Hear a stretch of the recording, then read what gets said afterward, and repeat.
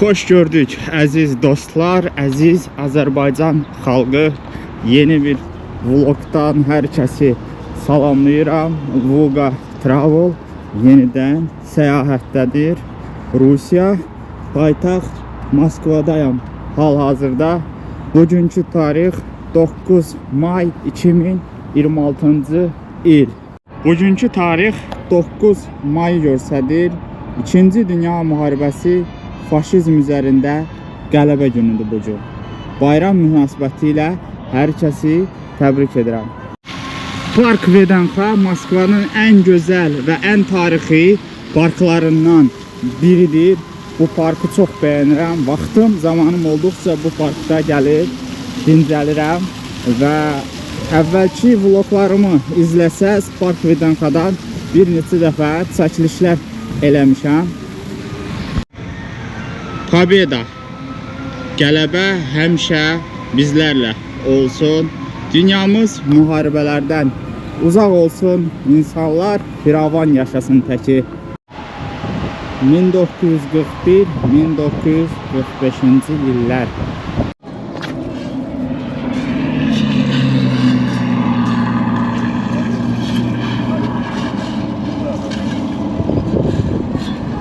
İkinci Dünya Müharibəsi iştirakçısı Ucar rayonu Ləh kəndi vəzir babamızdır. Bilmirəm şəkildə görsənir. Allah rəhmət eləsin. Medalları. Bugünkü hərbi paradda Özbəkistan, Qazaxıstan və Belarus prezidentləri iştirak elədi.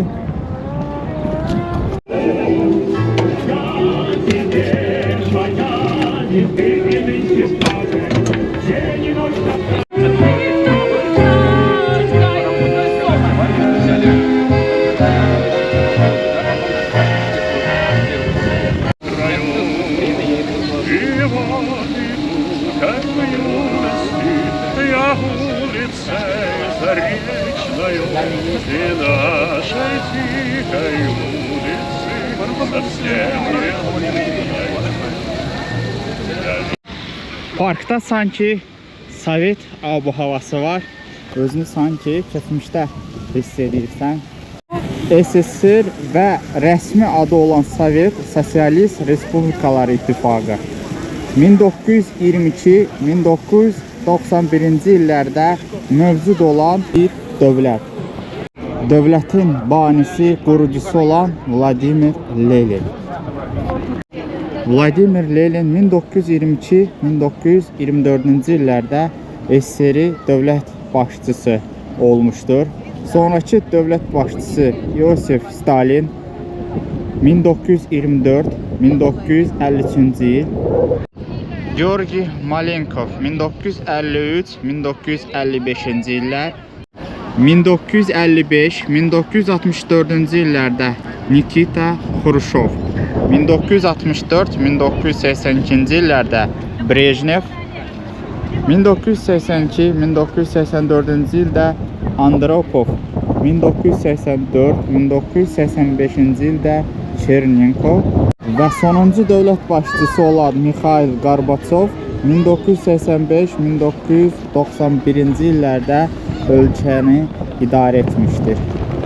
SSR-in ən böyük şəhərlərindən olan Moskva, Leningrad, Kiyev, Daşkent və doğma Bakımız Xarkov, Minsk, Novosibirsk, Sverdlovsk kimi ən böyük şəhərlər olmuşdur.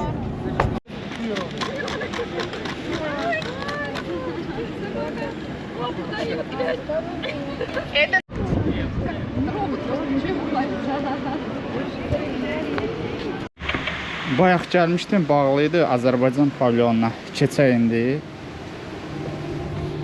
Bu da bizim doğma Azərbaycanımız. Bu pavilyonda özünü sanki Azərbaycandakı kimi hiss edirsən.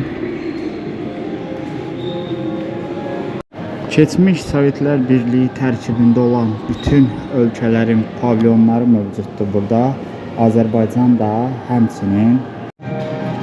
Bu pavilyon sanki Moskvada Azərbaycanın bir parçasıdır. Şəbəkələr, musiqi alətlərimiz, Məsəl üçün burada balaban, zurna, tütək, qaval, nağara. Burada geyimlərimiz Azərbaycan milli geyimləri. Necədir? Pavilyonda da Azərbaycan musiqisi. Gözəl Bakımız, Qız Qalası. 1941-1945-ci illərdə Azərbaycan SSR-nin 70 mindən çox sakini Qırmızı Ordu sıralarına çağırılmış. Onların da yarısından çoxu döyüş meydanlarından geri qayıtmamışdır. Müharibədə Azərbaycan qadınları da iştirak edirdilər. Onlar arasında snayperçi Ziba Qəniyeva, zenitçi Almaz İbrahimova, partizan Aliyə Rüstəmbəyova, dəniz paraxodunun kapitanı Şövkət Səlimova və başqaları vardır. Pavilyonun bu hissəsində Azərbaycana məxsus ərzaqlar satılır. Məsəl üçün Azər çay növləri.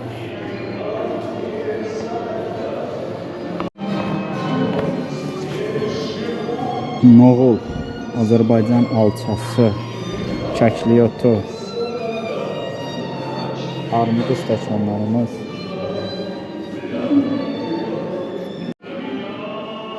Çox xoş oldu pavilyonumuza yenidən gəlməyiniz.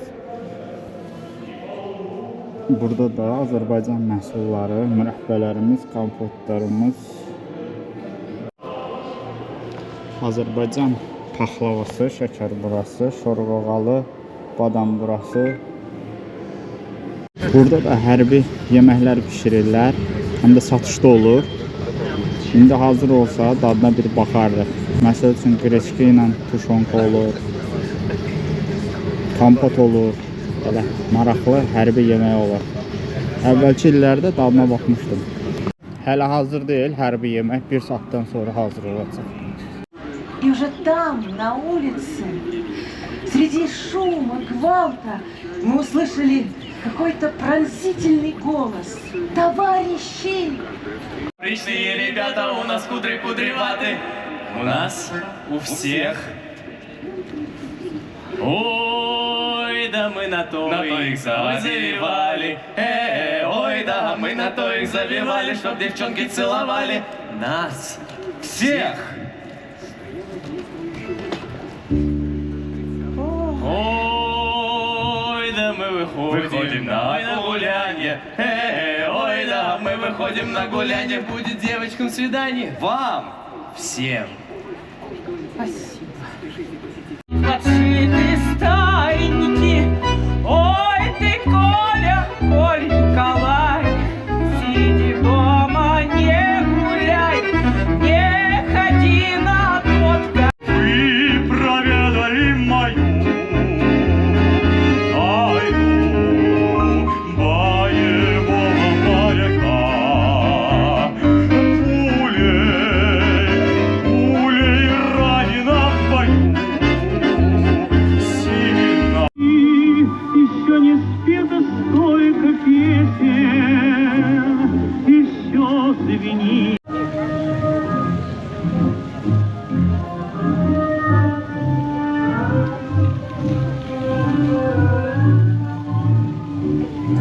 Vlogumuzun sonuna gəlib çatdıq. Sona qədər izlədiyiniz üçün hər kəsə təşəkkür edirəm.